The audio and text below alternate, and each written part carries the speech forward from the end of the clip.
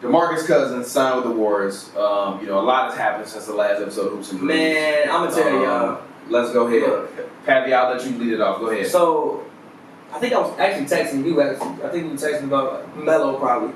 Actually, so I'm sitting down watching Trae Young's first summer league game. Just sitting there chilling, watching the game, paying mad attention. Phone vibrates. See, Boogie has signed with the Warriors. I'm like, no, it's true, right?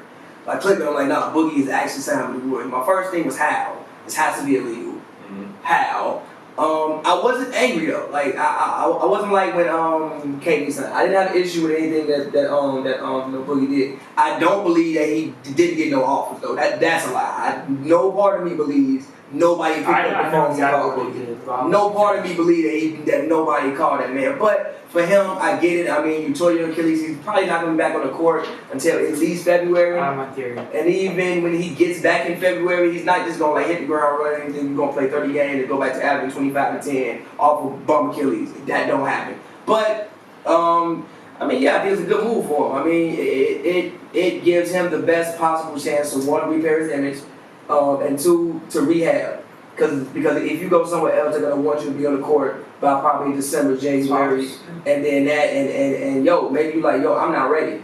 Like, this isn't like a point guard coming back from an Achilles injury. That's a lot of weight that's on that Achilles. Yeah, you're right. He's like 27. It's not that young anymore. It's like 27, 28 years old, and that's a lot of weight that gotta go on that Achilles, especially the type of player that he is. What makes him so special isn't that he's big, is that he's big and mobile. So if you can't take guys off the dribble and get that first step and blow by him no more, then he ain't mobile no more. He needs to get down on the post. Yes, but that's not what. So hot in LA. Yes, but that's not what makes Boogie though. Yeah, you're right. There's a lot of big guys who can bully you in the post. But he can still post outside the post being slow. He can, still. Yeah. But again, I mean, be like a Joe Embiid. Joe Embiid ain't that quick. Yeah, but is he? No? Yeah, but Joel Embiid Embiid quick as hell. Yeah, but also you're not seeing him in the post on the spin move. Well, no, I'm saying straight up like face. Yeah, but also Embiid and Boogie. Even if you're talking about just handle, like in Boogie's handle was way better. Embiid's post moves are way better than Boogie's. I agree. Boogie has a better all around package, but Embiid's post moves are way better than Boogie. Of course, Boogie's post moves. Of course, but I think that Embiid is more of a post player than what Boogie is, which is crazy. No, Embiid is a post player, and Boogie is like a whatever Boogie is. Boogie's a stretch 5. Yeah. Boogie's like a do it all dude. Yeah. He's a stretch 5. He dead ass. He's a stretch 5 with 6'8" scoring ability. Yeah. And also I don't think he wanted that much strain on his own body. Like even if he go back to before he tore it, because I think he played 55 minutes 2 games before against the Bulls when he had that like crazy stat line. You can't be out there playing 55. Look how big that man. You can't play 55 minutes. And then you have Anthony Davis. Why are you playing 55 minutes? Why? Because AD is brittle. Why? He was on the court. I think he was there. The best thing that ever happened to Julius Randle was him getting signed by the Pelicans. Because if he go up there and hoop out, he gonna get himself a max. Oh, he's gonna get all of the money. Bro, he's a beast. Bro. Even if they get rid of AD, fine. We got all of the money. He's showing his value. But what was your theory on Boogie? Dude, when I heard about this, I was like, bro. Straight up. I remember I'm texting, we're talking about Boogie to the Lakers or something, right? And then I saw the headline on ESPN. I'm like, bro. I was like, why? Because like it's just like, bro, like exactly like, bro, like what are you doing? How are you gonna go at average 25? What was it, 25-10? Yeah, 25-10. Yeah. 25-10. 25-10 in like 4 or 5 years. How many attempts was he averaging? Like what, 20? Let me see. I'm gonna look it up. But go ahead, continue. Enough. He was averaging enough, and then you're gonna go ahead and be on coattails of Steph Curry, Klay Thompson, Kevin Durant, Draymond Green, and be the number 5. I mean, it's not coattails when you hurt. Yeah, but this is my point. Boogie last year took 18 shots a game. He averaged 25.2 points per game, 5 turnovers a game, 1.6 blocks, 1.6 steals, 5.4 assists, 12.9 rebounds. And this is on 74% free throw shooting, 35% from 3, and 47% from the field. Okay. I don't want to go off topic, but a guy named Richard Sherman started his Achilles. He didn't go coattails and go sign with a good team. He went to the 49ers. So he can because that was all that they would offer, because that's the only people that wanted him. Come on. It wasn't anyways. That's Boogie said nobody wanted him. Bad Achilles too? Who? Sherman. No, it's just one. Nah, I think he got 2 bad Achilles. Like, Dead got 2. No, I think it's just I think he tore one, but he got surgery on like the other one too. Oh, I'm not sure. But anyways, let's go back to Boogie. This is my theory, what he was thinking. I believe Boogie's like, alright, I tore my Achilles. So this is no worries, haven't called you, so that's not really in his mind. So he's like, damn, I need to rehab as quick as possible so I can get on the court because he was saying he was trying to target training camp, right? So that was his target. So anyways, and then his agent was like, oh yeah, well what about the Warriors for this amount? He's like, okay, well, I get a ring. I don't have to come back as quick as possible. I can come back fully healthy, 100% come December, January. And not only that, when I do come back, I don't have to be playing 38 minutes a game, so I can kind of, get my body back in basketball shape as well. Mm-hmm. And, win a ring on top of all that, make not only $5 million, which is fine, like you're 27, you're going to get that contract eventually unless you get injured again. So it's a win-win-win. Not if you don't play good, you gotta get that back. See, Get that back. I mean, he's averaging what I say average is 15 The most next Boogie year. can hope for to get is like $25 million a year. Like that's the max he's gonna ever get again. Yeah, for sure. Which is why him turn down this 2 year, $20 million a year deal from the Pelicans is kind of like. I know his agent is mad as hell. Nah, He gets 10% of that. his agent isn't mad, and the reason why his agent isn't mad is because your client has been a guy who he's done it to himself. And the one thing that as his as clients someone- already rich. as someone who works in Hollywood His and like agent's manages entertainers, when they do certain things to themselves or they have this attitude or this air, only thing you can do is give them the best advice you can give them and then let them do what they're gonna do. Depends on So your relationship. Boogie, well, no, that's all literally that's all entertainment relationships because your client. You can say, Boogie, I don't think you should do this. I think the smarter route would be to do this, and that. But if he don't want to do that, he's not gonna do it. Yeah. So you have to give him advice and let your client do what your client is gonna do. Because at the end of the day, they still gonna do what they want to do anyways. Sure. So you just need to set them up with the best options.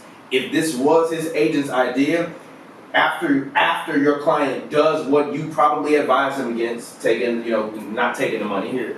And then he makes a decision like this. The only other option is let's figure out another way to spend it. Yes, there is a lot of money on the line. You and I were both looking at a big payday. That agent is getting 3% of that take. Trust me, that agent want Boogie to get a max too. So if I can help you get a max and you're not gonna listen to the first thought because you feel as though you gonna be yourself, all right, whatever. It's a gamble we're gonna have to take.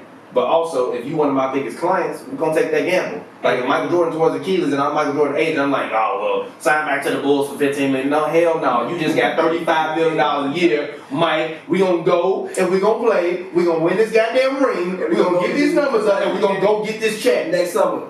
Yeah, I think we're gonna go get this check. So I just feel like it's one of the situations where when you know Boogie's a knucklehead, like you said, you have to reshape his image. But this is the perfect way. I think it's good for and Boogie all Steve around. Kerr's a player's coach. Personality-wise, future-wise, I think when Boogie's 32, this would be good for him.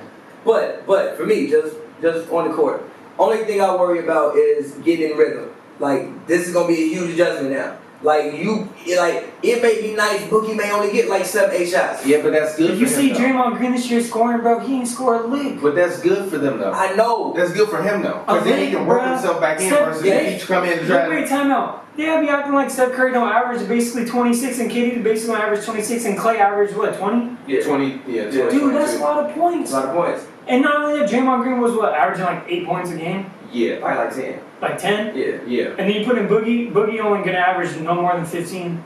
Nah, I disagree. I think Boogie can get up to 18 to 20. Dude, Steph Curry ain't averaging 20 points a game. Fuck So that, bro. Steph Curry will cut So it. who shots is? Nah, so bro. who averages is dropping? KD ain't averaging 22 a game, bro. No. Last year, what we also have to take into account is the fact that it was KD, Clay, Steph, and that was it. They better have one of them get hurt during the season. For the Warriors. Draymond averaged 10 too. Oh, I'm sorry. Draymond averaged 10. Those were the only guys. But it was KD, Steph, Clay averaging over 20. Draymond was averaging around 10, and then everybody else on the bench was averaging like 8, 6, 7, whatever.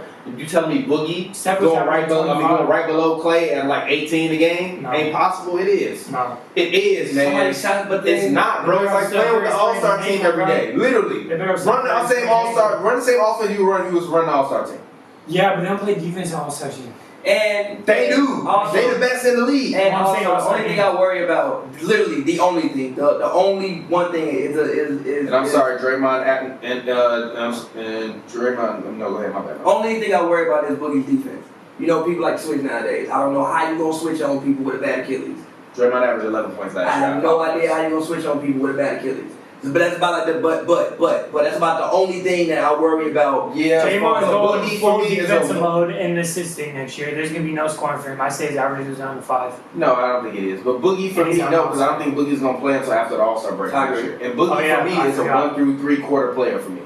Yeah, he's not fourth quarter. So when I go and I sit Steph Curry, so like normally, Fourth quarter, as Boogie and someone who's watched the Warriors, right, know their rotations. Slow the game down. Every time at the 6.5 minute mark, Steph Curry will usually come out, so will Kevin Durant, and then they will leave someone like Clay and Draymond, a mix of Clay and Draymond on the floor with like Iggy, Sean Livingston, and then usually it would be like JaVale.